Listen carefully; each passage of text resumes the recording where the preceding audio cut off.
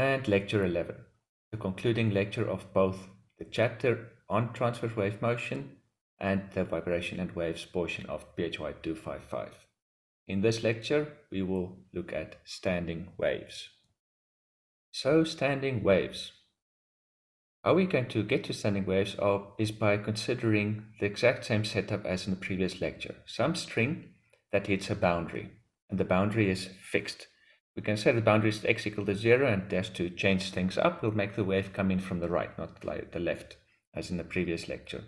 So in other words, there's my incident wave, something that moves in a negative x direction. So it's moving left, so it's coming from the right and moving left. Okay. And in this case, just as we saw in the last slide on the previous lecture, mu2 is then approaching infinity, so r is the amplitude reflection coefficient is -1, and therefore it directly follows that a subscript r must be equal to minus that of the incident wave, so that this is minus a, when this is a, follows directly from this.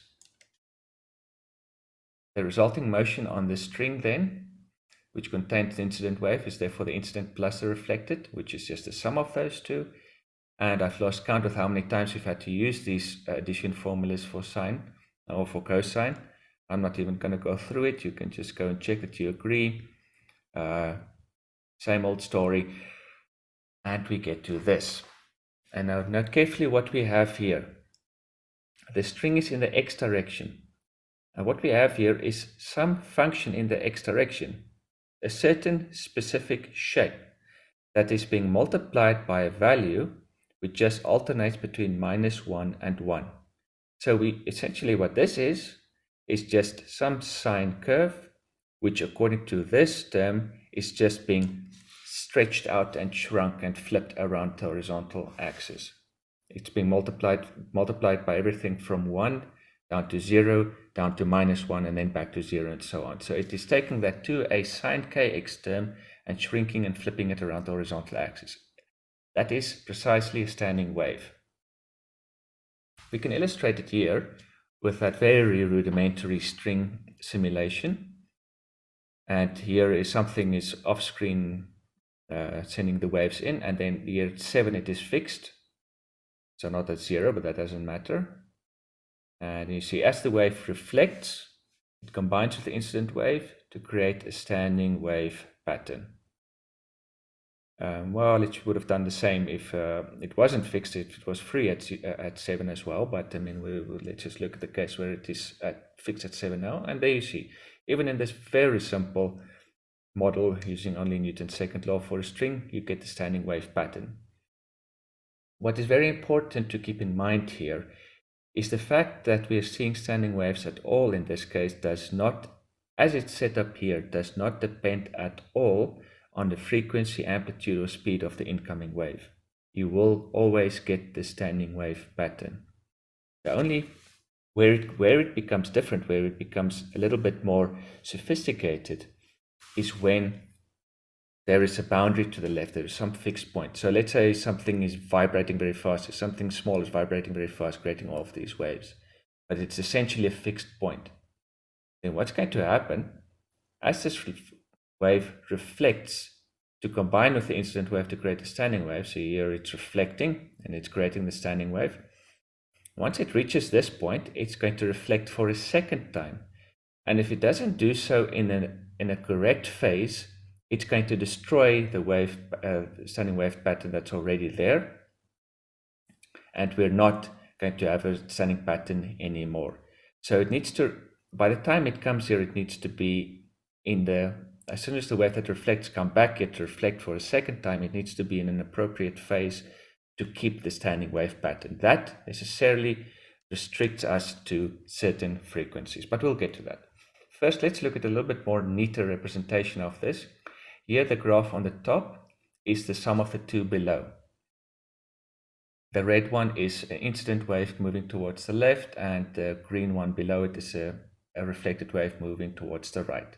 And then the blue is a superposition, which shows a nice standing wave pattern. In other words, it's showing us 2a sine x, which is shrunk and flipped around the horizontal axis as time progresses due to that cosine term with the omega t inside of it. Now, a couple of things need to be pointed out here, terms that we will use. The amplitude here, let's say, we could talk about the amplitude of the standing wave. So amplitude here would just be the maximum distance, so that would be there. This distance would be the amplitude at this point. So where the amplitude is 0, which would be here, here, here, and here, those are called nodes. Where the amplitudes are at the maximum, not 0, so that would be here, so here, and here, and here, those are called the antinodes. More specifically, if you want to define more precisely, the points xm on the string where kxm is equal to m pi, that would be exactly the points where sine kx becomes 0 and we've got a node, but there's no amplitude. Those are the nodes, and they're necessarily going to be spaced out at intervals of half wavelength, because as you see, sine, where the sine becomes 0 in its wavelength, that's where it starts and mid and halfway through its cycle, it becomes 0. So in it, sine in its wavelength becomes 0 twice. That's essentially the reason why these nodes are spaced at intervals of half wavelength. And the midway between the nodes, therefore also spaced out by the same amount, are called, we have the antinodes, where the points where the amplitudes are their greatest. And now we get to the interesting part. What happens if I want a standing wave pattern, but I'm looking at a finite string? In an infinite string, you can have your standing waves at any frequency. But as soon as you're on a finite string, then only certain frequencies fit in, as briefly explained a little while ago. Now let's see if we can identify those frequencies. And let's look at the case where my string is fixed at both ends. So we have the exact same setup as before, as at the start of the lecture, a wave coming from the right, reflecting at x equal to 0, which is a fixed point. But now we add in a condition. We add one condition. The string is fixed at x equal to L. But by the exact same steps, following the exact same steps, we get to this expression. So that is what the incident plus the reflected wave must be equal to, will be equal to. But for this to be a standing wave, when the string is only of length L, means that sine of KL necessarily has to equal 0. We can't have that y oscillating around x equal to L. It must be fixed there. It must be stationary there. So we have got that condition. It doesn't mean that the only way that anything can happen on this string is if that condition is met.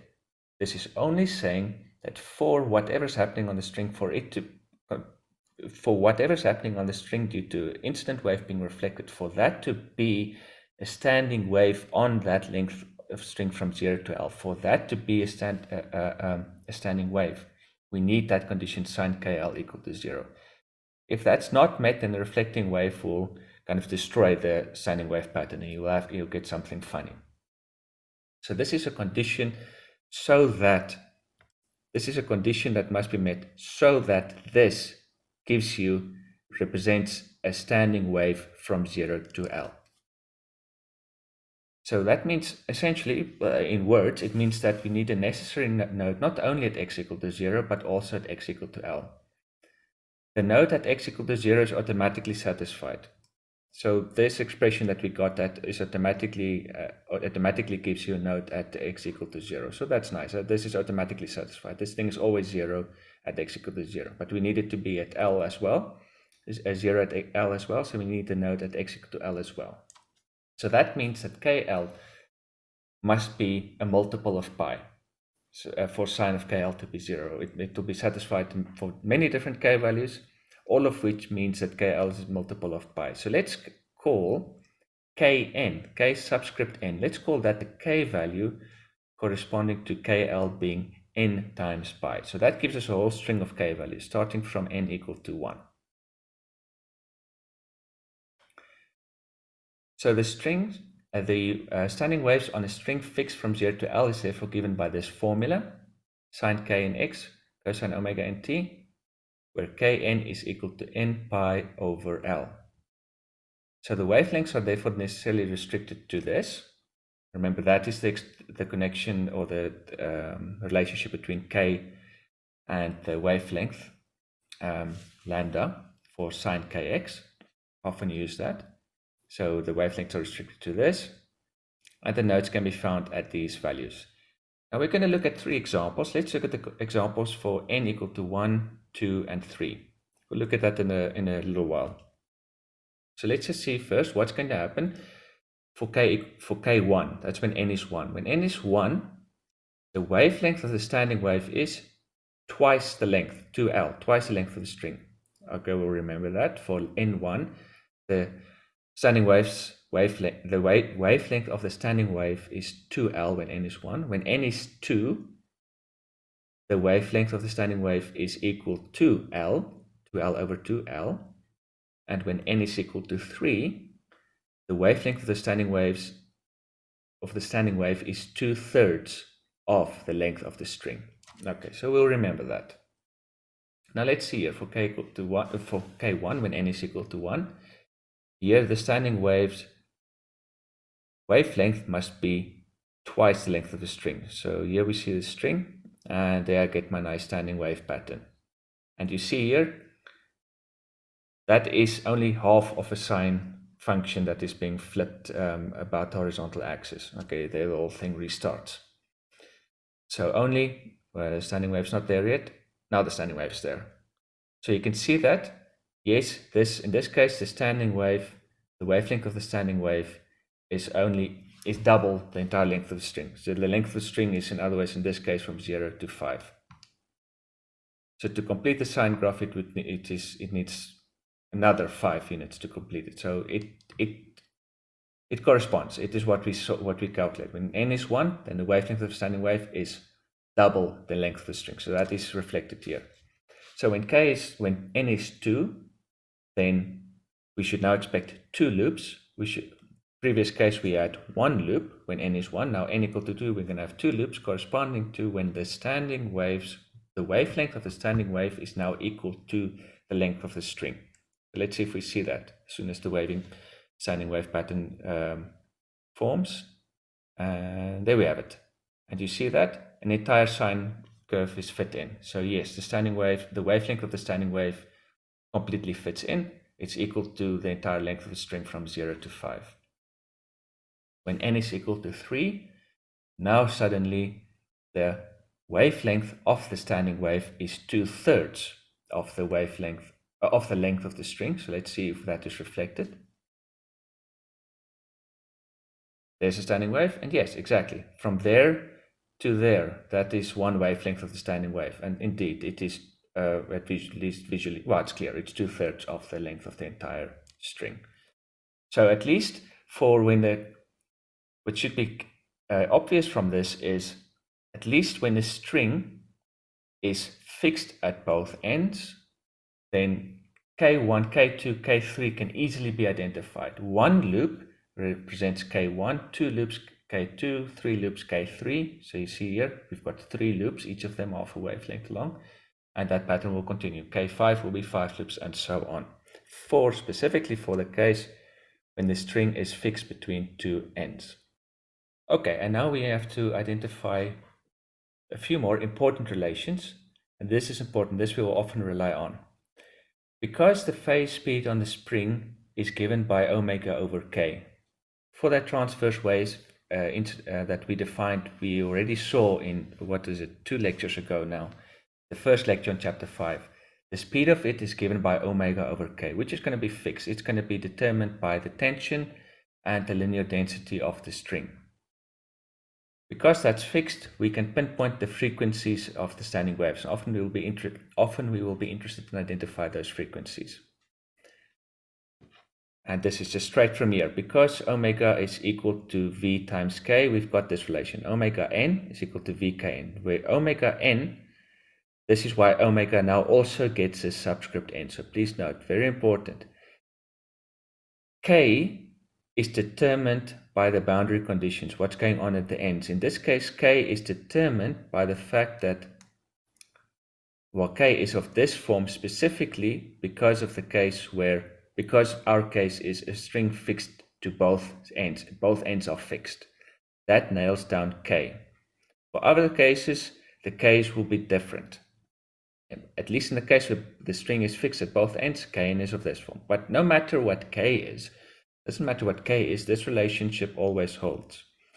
And because v will be fixed and determined by the tension and linear density in the string, fixing k also fixes omega. So we call omega n the omega value corresponding to k of n. So now omega also gets the subscript n. And it is related, because of this relationship, omega n is equal to vkn. And the first equality is simply trivial definition of angular frequency. The radians per second is 2 pi the hertz, 2 pi the how many oscillations per second. So this is trivial. This is just a direct relationship between angular frequency and frequency. And from that, I can find expressions for the frequency n, which we'll often use. And here we can substitute kn, n pi equal to L in both of these cases. For omega n and fn, we can substitute the value for k in n pi over L and then get additional expressions. In this case especially, it will work out very easy. If I substitute n pi L over here, then the pi's will cancel and I'll be left with nv, what is it, nv over 2L. Yeah, that's all. So the frequency corresponding to this case, where the string is fixed at both ends, becomes simpler. So, but I don't substitute it here because I'd like these expressions as they're written to remain general. So these will hold for any finite string, whatever the kn values are. So you can then, depending on the situation, substitute your kn values if you want and get the other expressions. But those expressions at the bottom there, you will always be able to use. Now let's look at a little bit of a different setup. It's still a finite string, it's still fixed, but it's only fixed at one end. The other end is free. So let's suppose it is fixed at x equal to 0 so that we can salvage our previous steps. But now we assume that it's not fixed at x equal to L, it is free there. How does this change matters? So we still arrive at this expression for the standing wave, just as before, just as in the beginning of the course, and just as in the case where the finite string is fixed at both ends. But now the condition is changed. Whereas before it was fixed and we needed KL to be a node, now because it is free to move there, we need it to be an antinode. So in other words, the amplitude should be a maximum at KL. So sine of KL should be at the maximum, it should be 1.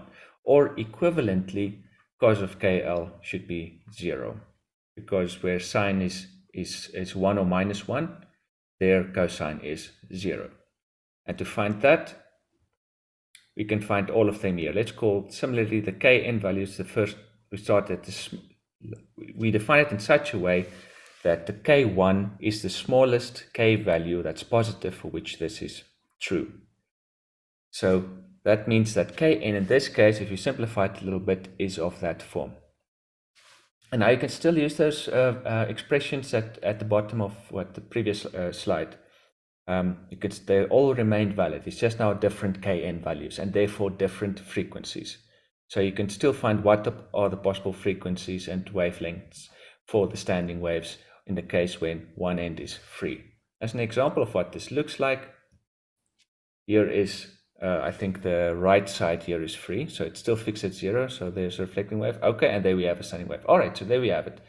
There is a standing wave pattern in the case where the right endpoint is free. In this case, I'm not sure what is the k value here. I think the k value, the n value here is, if I'm not mistaken, I believe it is 2, not 1. K equal to 1, K1 would represent, K1 in other words, when n is equal to 1, would represent the lowest frequency standing wave that can fit in so that it is fixed at 0 and it's free to move at 5. So that would be here, if this portion from here to here, if that was stretched all the way up to here, that would be n equal to 1. So this I'm pretty sure is n equal to 2. And finally, let's define the eigenfrequencies. All of these results that we just saw, or both of them, the standing waves are of this form. We call that psi n term the eigenfunction, and these frequencies that accompany the k n terms the eigenfrequencies or the resonant frequencies. Now, as you'll see in an exercise, you don't have to have a cosine term up there. You can have a sine term as well. So we'll see that in one of the exercises. But what we'll be mostly concerned with are these frequencies. So as Kn is defined, as we defined it so that K1 is the smallest positive K value for which you have a standing wave for your string or the rope or whatever. So F with n equal to 1 will be the lowest resonant frequency. So it means physically the lowest frequency standing wave you can have on your string, corresponding to n equal to 1. So the idea is, if you want to know what are the frequencies at which you can have standing waves on your string, then you first determine what are the conditions at the endpoints. Is it fixed, is it free, or whatever? Most of the time it will just be fixed at both ends. And from that, as we saw, you can find your Kn values. And then from this, of course, you can then find the corresponding frequencies and find out what is the lowest frequency F1 at which you can have a standing wave. What's the lowest frequency or highest wavelength possible standing wave.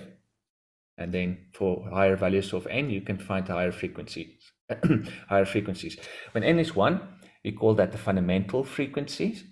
So that's the lowest, that's going to be the lowest frequency standing wave that is possible on your string. And then for n2 and 3, you refer to it as harmonics or overtones. So for example, n2, so F subscript 2, that would be called the second harmonic. And when n is 3, it would be called the third harmonic, and so on. But to end with, to conclude with, let's look at some exercises. Right, so exercise 4, we've got to consider a 15 centimeter clamped string with a certain tension and a certain linear density, and we are asked what is the fundamental frequency. Okay, so first we've got to identify what setup it is. So this is the case where the string is fixed at both ends. So this is fixed at both ends.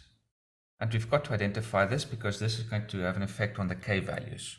So fixed at both ends. So it's something like this. I've got let's say my x-axis, and it is fixed here at 0 and at L, which in this case is 15.0 centimeters. So I know that the standing waves in this case will be of the form 2a sine knx cosine of omega nt plus phi, where in this case, in this specific case, kn are multiples, the kn values are multiples of pi over L. Okay, and now I'm after the fundamental frequency. So now I just want the fundamental frequency. So that is going to be the frequency corresponding to to K1 when n is equal to 1. So I'm after this. All right, so now in this case, you've got that whole list of possible formulas that you can use. And you've just got to check which one to use, which one is going to be easiest. All right, so what are all of them? Let's write down a couple of them, or all of them. Okay, so we know how was it written? That's omega n is equal to 2 pi fn. Well, that's nothing new, that's nothing strange. That is just the relationship between the trivial relationship between the angular frequency and the frequency. And this is equal to, because omega over k is the velocity of the wave. This means that omega is equal to v kn, and in this case, all of these vk into n pi over L v. And the frequency then can be found in several ways. If you can hear the neighbor's dog, I apologize. Omega n over 2 pi equal to, okay, then vkn over 2 pi. So there's several ways to get it. And in this case, but so these will always, well, no, these will always hold. From year to year, I use this particular value for case, but that is specifically for this case. So what the kn values are will depend on the boundary conditions. But in this case, I can replace kn here with n pi over L, and then I'm left with a nv over 2L. So a whole bunch of formulas. Now, to get the frequency, which one of these do you want to use? Well, the most immediate one to use would be this one, just nv over 2L. So let's find that. So that is going to be when n is 1, so 1 times v over 2L. And do we know what v is? The velocity in the string? Yes, that's what we saw from the wave equation. We understand that to be the tension divided by the linear density and then multiplied by 1 over 2L. And now we just substitute the values. So this was all given. So this is 40.2 newtons. Linear density 1.34 kilograms per meter. And of course, be sure about your units. If you have newtons in here, this has to be kilograms and meters. And then divided by 1 over 2L. What is L? 15 centimeters. So 2L is going to be 0.300 meters. Okay, and then you can just calculate that. Nothing funny. Square root 40.2 divided by 1.34 divided by 0.3. So 18.3 hertz. And for F3, so what is that question? What is the third harmonic? So the third harmonic. Okay, that is going to be F3 therefore, which is just 3 times V over 2L according to the formula. So 3 times this. So 54.8 hertz. Now it also asks how much loops do we have in each of these cases? Well, we already looked at this situation and we understand in this case when n is equal to 1, that means that it is one loop. It is one loop. And here same, when n is equal to 3, it means it is 3 loops. But you can also try to work it out more directly, because one loop, or well, let's put the or here, if you want to work it out.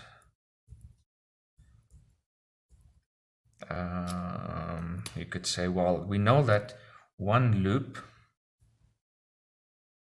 is equal to half of a wavelength. That much we know.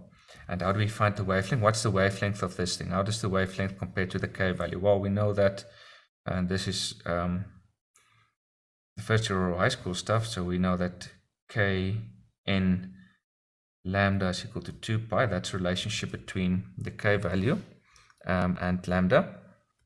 So lambda over 2, therefore, is going to be pi over kn. So we can just calculate here pi over kn. And what is kn? Oh, well, k1 in this case, right? Not kn, k1, because n is 1 in this case. So in this case, pi over k1, and k1 is pi over L. So I just have L as my answer. All right, so the length of one loop is therefore L, the entire length of the thing. So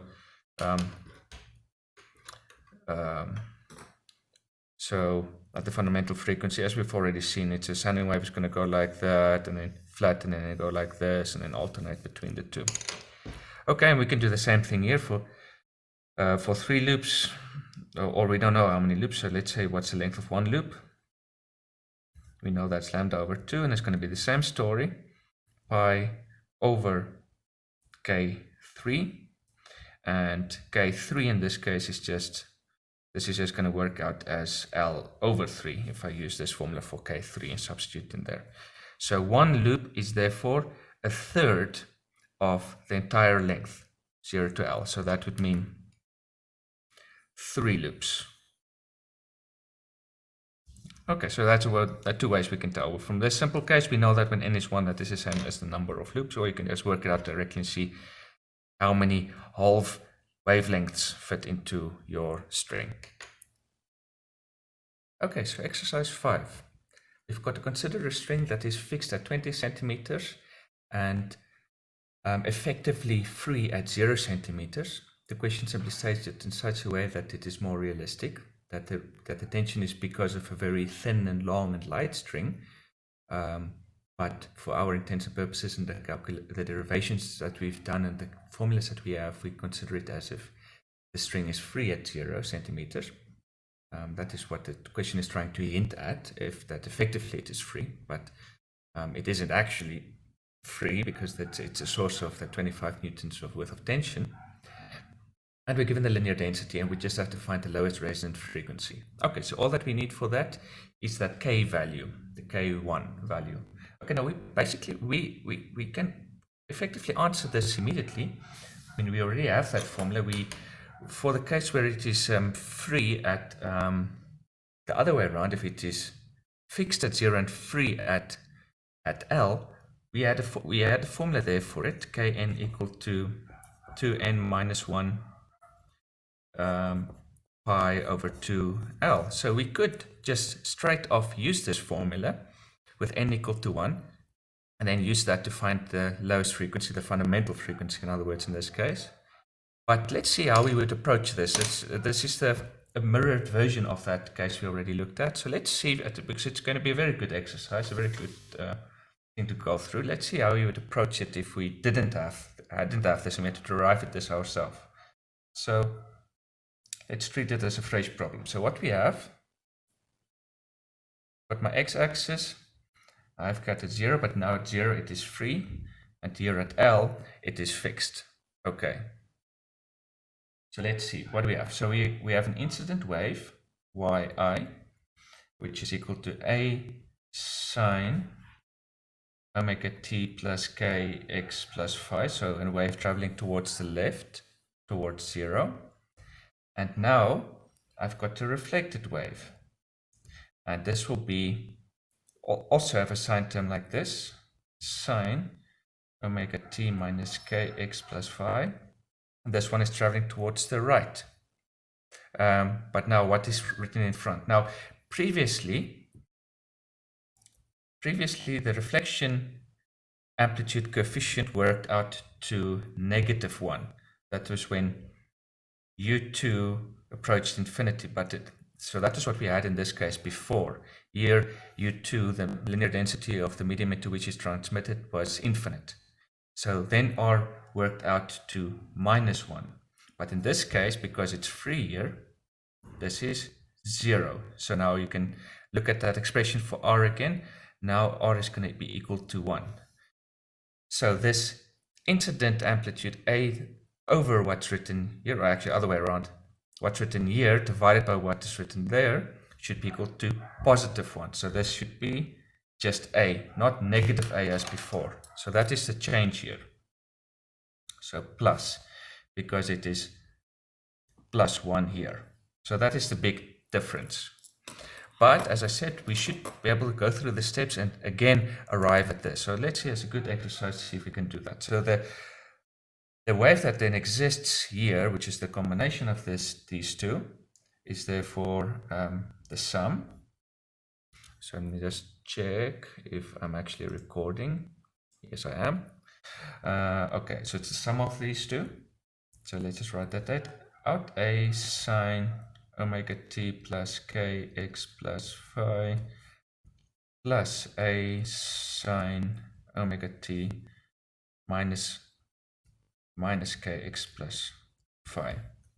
And now similar, we use the trig formula, addition formula for sine to add this. So let's take a as out common factor, and I'm going to view this as sine of two angles of that one plus the other one, and here minus kx plus the other one. So sine addition formula where kx is the one angle, so then this would become sine of kx cosine of omega t plus phi, and then plus cosine kx sine omega t plus phi. Excellent. Okay, and then the same thing here, but now it is now minus kx, I take us to one angle, so then minus kx plus the other angle, cosine omega t plus phi, plus cosine of minus kx sine of omega t plus phi. All right, now how does this simplify? Sine of minus kx is minus sine of kx. So this term and this term cancels. So these two cancel. Cos of minus kx is just cos of kx because cos is symmetric. So what we're left with is 2a cosine kx sine of omega t plus phi. So a little bit different. Very similar, but a little bit different. We had sine and cosine the other way around when it was fixed at x equal to 0. Okay, but this should not be a problem. Let's just go through the same procedures. Now, what did we do next? This is therefore the wave that exists here. And for this to be a standing wave, certain conditions have to be satisfied. So we've got standing wave boundary conditions, which is where we find the k values from. So what are the standing wave boundary conditions? Well, there are two. Because it's free here at 0, free at x equal to 0, means that we have to have an anti-node at x equal to 0, which means that cos of k0 must be equal to 1, which it is. Cos of 0 is 1. So that is satisfied. I have that. Excellent. My antinode at equal to 0 means the amplitude must be maximum at 0. This is the amplitude term, which by this term goes up and down, but this represents the amplitude, and it must be a maximum at 0, and it is. So this is automatically satisfied. Just like previously, when it was fixed at 0, I required it to be a node at 0. But that was immediately satisfied because then we had the sine term, and sine of 0 is 0. So here we automatically get that the condition at 0 is satisfied. Wonderful. But now we need that it is fixed at x equal to L. So in other words, we need a node at x equal to L. So now sine, not sine, don't get confused. This term must always be must be 0 always at L, so that is going to mean that cos of KL must be equal to 0. Previously, remember, it was sine of KL must be equal to 0. Okay, and this is the same condition we got when previously.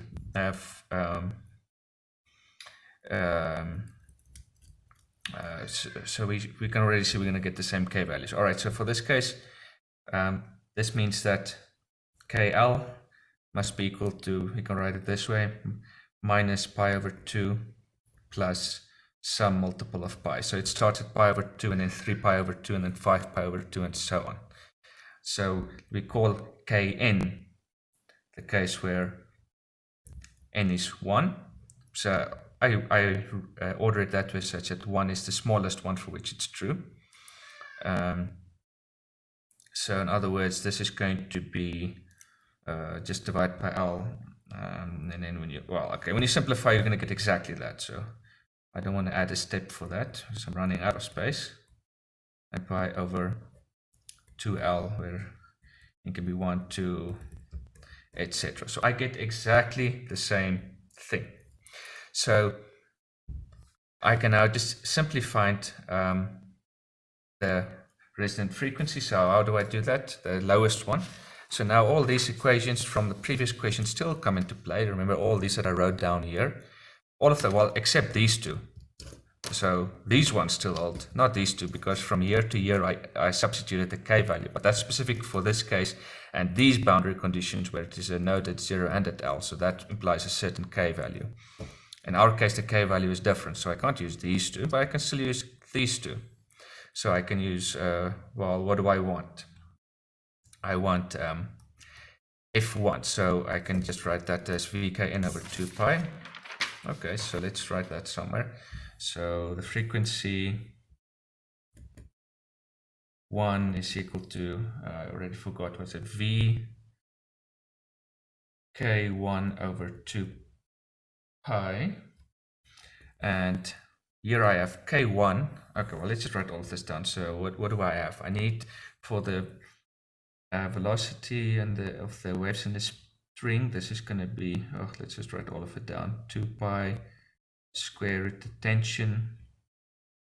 Well, I'm running out of space, so let's just write down the values immediately. Okay, so what's the tension? 25 newtons.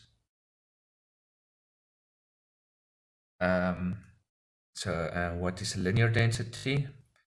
0.120 kilograms per meter. Okay, 0.120 kilograms per meter. All right, units are correct. Then times K1. And what is K1? That's when n is 1. So that's just 1 on top. So times pi over 2L. 2L. Okay, and L in this case is, well, the length of the whole thing is here. It's 20 centimeters.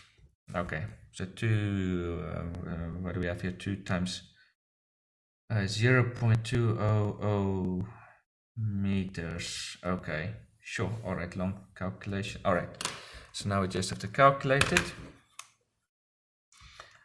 Okay, okay. Well, the pi's cancel, so I'm not going to keep track of them. So 1 over 2, 1 over 2. So it's, I just have to remember to divide by 4 in the end. So it's 25 divided by 0.12. Yeah. And divided by, well, let's put it like this. Is that correct? Yeah, it looks okay. Divided by 4 times 0.2. Okay. Now, how many significant figures involved here? Well, I only have the string. I only have that one up till 2, so I'll only provide 2. So 18 hertz. Okay. And if you want to know what the loops look like and what kind of loops we have, we can find out what the what do you call it, the wavelength of is when n is equal to 1. So let's calculate that somewhere. Where do we? Let's just do that in pencil somewhere. So I know that one loop is lambda over 2, and that is just like in previous problem. So it's going to be pi over k1, and k1, remember, is pi over 2l. So this is 2l. So the first loop is twice the length of the wavelength. Okay, so talking about the loop is perhaps it gives one the wrong idea here, but the wavelength is therefore 4 times the length of the whole thing. So that's kind of what that's going to correspond to. Is it's going to at one point be up here, and then just a fourth of its cycle of the wavelength will fit in here, and then it's going to alternate from here down to here. I'm just going to go up and down like that. And the part of this cosine term that we're seeing in here is just a quarter of the entire thing. If you could go on further, it would go up till here to do the entire cosine graph, okay, which is the explanation for this. The wavelength of the standing wave that we're seeing is 4 times the length of the spring. We're only seeing a quarter of it at this lowest frequency. Okay.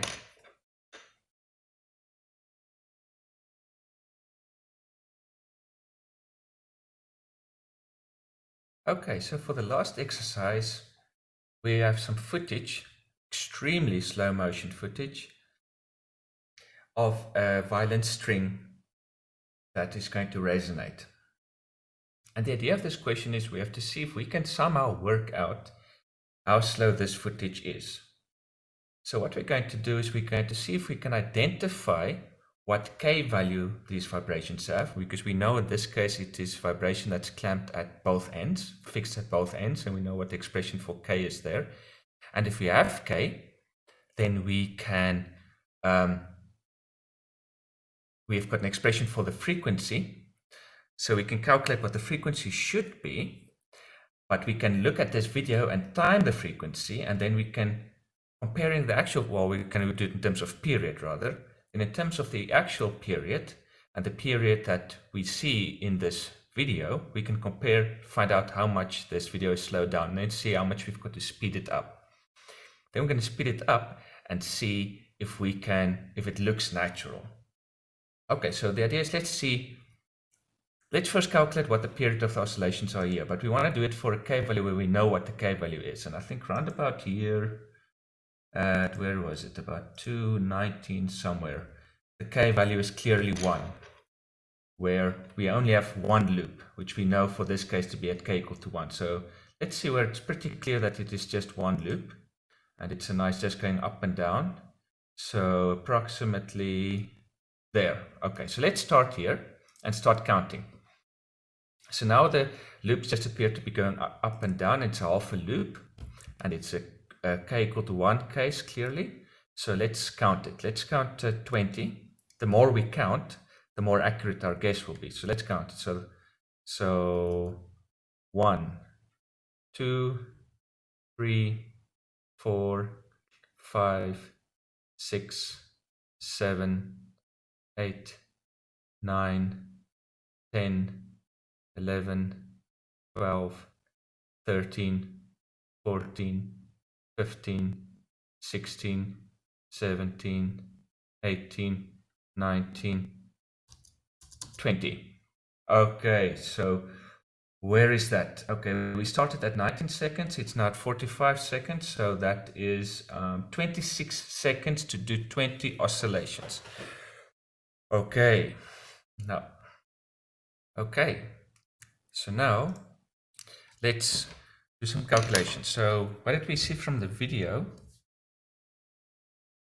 We saw that the period of that fundamental frequency appears to be 26 seconds divided by 20. So in other words, let's see.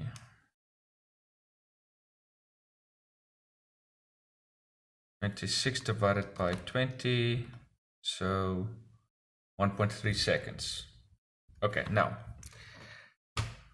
I know that in this case where it is a clamped string fixed at both sides, those K values are given by n pi over L. And remember, we're just working approximately, very roughly. For one thing to keep in mind are these equations and formulas that we derived didn't bring into account any damping at all for this kind of system. So necessarily we're working from the origin of our knowledge is very ideal. So we can only be, we're not going to have a lot of certainty with our answer. What we're aiming for, okay, remember what the big aim is. We want to see if we can now figure out what the actual period is. And then compared to this period, we should be able to figure out how fast or how slow the video is, so that we can speed it up to the right amount and then see if it looks right. And for this, we're not going to have any confidence that the exact amount, even up till 2 significant figures, we're not going to be sure of how much it has been slowed down, even by 2 significant figures. I don't think. We're just going to be aiming for the right order, that the answer is in the right order, because we might see that the video has been slowed down 400 by a factor of 400. So we're going to speed it up by a factor of 400 to see if it looks natural. But we're not going to have confidence that it's exactly 400. It might be 420 or 430 or even 450 or 380 or 390 or whatever if we calculate it to be 400. But if as long as we're in the right range, if in the right order at least, it should look okay. I mean, if we're talking about, if we're out by a factor of 2, let's say it is 400, but it should actually be 800 or 200. Then that's going to be that should be noticeable. Like if you record someone doing something, then if you speed it up by a factor of 2 or slow down by a factor of 2, that's very noticeable. Not to mention 3 or 4 or something. So as long as we're at least not out by something like a factor of 2 or more, we'll be happy, and we should be able to see that. So we're going to calculate now what the period we think it should be, and then use that to speed up the video and see if it looks right, essentially. So let's do that. Okay, so I know that we calculate these values for the case where it's K1, and in this case it is just pi over L. And it relates to the frequency in general. Well, in this case, it is NV over, what's that, 2 pi L thing. Okay, the pi's cancel anyway.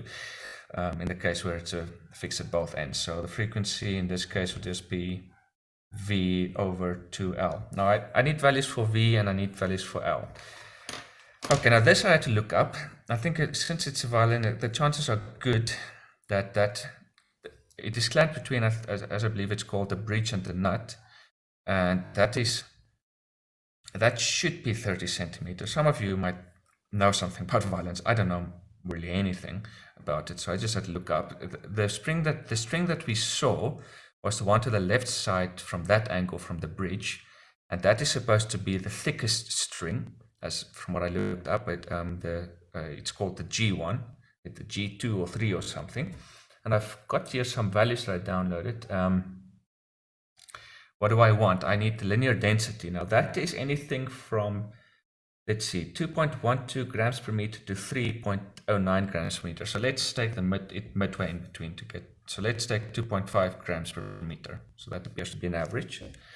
And we also need the tension in it. And the tension should be, what do they say, 35 newtons to 51 newtons. So sure, what are we going to take? Let's take, man, 45 newtons seems to be moderately close to the average of the two. So yeah, let's see what happens. This should at least be approximately right, assuming that violin there's nothing funny about it and it adheres to these prescribed figures. Okay, so in that case, we can calculate it. F1 is then equal to 1 over 2L, so 1 over 0.6. times the square root of 45 newtons over 0.0025 kilograms per meter. Let's see what that calculates as. So, oh yeah, well, that's a frequency. Let's calculate the period directly. So it's going to be 1 over this. So it's going to be square root of 0.0025 divided by 45 multiplied by 0.6, so 0.0045 seconds. Okay, so now that you get an idea by how much it's sped up, T video divided by T1 is therefore, what do we get? 1.3 divided by 0.0045. 218 to 90. Roughly. Okay, so let's see what we're going to do then is we're going to speed up the video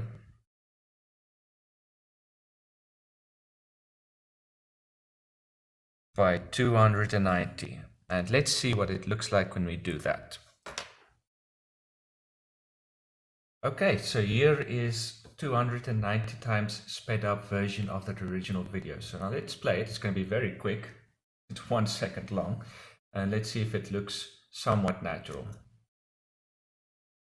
I don't know about you, but that looks human-like to me. If you've seen the speed at which people play these things, imagine, you can go on YouTube, of course, people playing violin and see how quickly whatever this implement is that's being used on the strings. I forgot what it's called.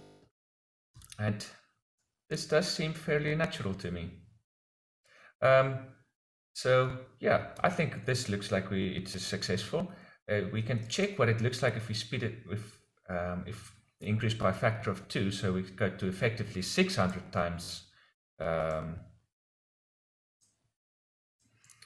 sped up by a factor of 600. Let's see what that looks like.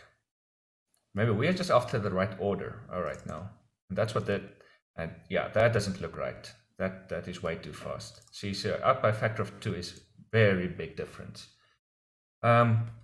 So yes, it seems that we were 290 times sped up seems to be at least in the right range, which is all that we were aiming for. So there we have it. Okay, and so you can do a lot of problems like this if you just have the velocity and the length and the tension and the linear density, and then play around this with those formulas and extract whatever it is that you are after. Okay, and that is it for this chapter 5 on transverse wave motion, and indeed for the waves and vibrations portion of PHY 255.